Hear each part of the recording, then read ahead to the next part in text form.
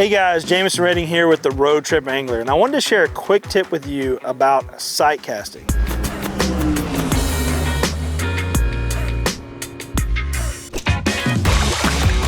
he is.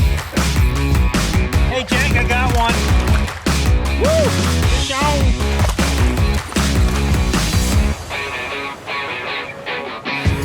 Now this is a technique that I use primarily for redfish. You can use it for bass as well, especially when they're bedding and stuff like that, but let's talk about red fishing and sight fishing for them.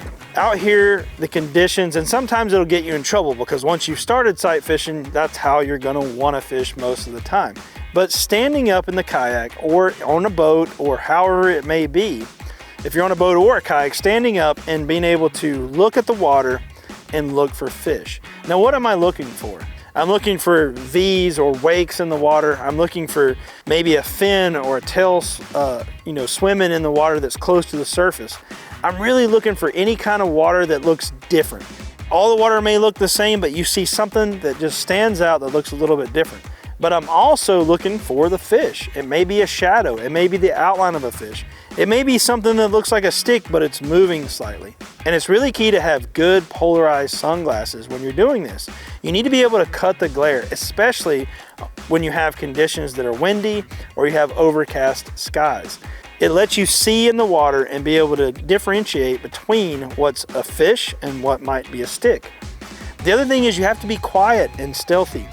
Being able to transition quickly and quietly from your paddle or whatever you're moving the boat with to your rod so that you can make that cast. The other thing is being able to maintain that boat position. Today we had windy conditions and we were getting blown on top of the fish. I had a power pole and using that helped me catch a lot of fish because I was able to stop that boat from moving in that direction. You can also take your paddle and kind of shove it into the mud or into the bottom and slow that boat down so you don't drift into that area. So controlling the boat position and being able to transition quickly and quietly are key things that you need to do when you're sight fishing. Because you also might float on top of the fish before you have a chance to even do any of that. And today that happened to me several times. The wind was pushing, and if you just let the boat go, you're gonna be going really fast. And then by the time you see the fish, it's too late. So slow down, slow the boat down, and really take your time and look for those fish.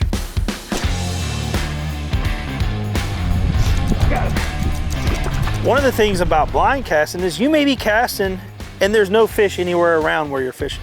Redfish tend to school up, and whether they're tight schools or they're just all hanging in one area and kind of spread out. You want to know that you're fishing where there's fish, and sight fishing can help you with that. If you're not seeing fish, keep moving until you find fish. Once you find fish, you can slow down. The other thing about sight fishing that I think is really cool is you get instant feedback. Sometimes they're aggressive and they will hit anything. You could literally throw a hot dog in the water and they're gonna smash it. Other times you can play with the different weight of your line, the different weight of your leader or your bait itself, and you'll see them react differently to it. I have literally been fishing when I could see a difference in a 1/16 of an ounce between one hook to the other with the same bait on it and how the fish reacted. Today they didn't want it high in the water all day long. They started out feeding aggressively and then they slowed down. So I had to wait and let my bait sink. And I got that feedback by watching those fish. Got him.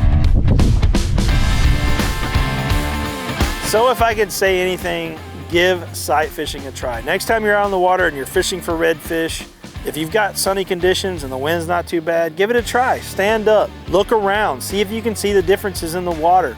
Once you start seeing fish, it's going to multiply because you'll know what to look for. And it really doesn't take but just a few redfish or a few fish in general to start knowing what to look for, and your mind will do the work for you.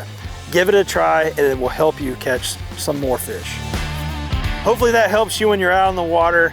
Be sure to subscribe to the Road Trip Angler for more tips and tricks, and thanks for watching. Holy cow, this is awesome.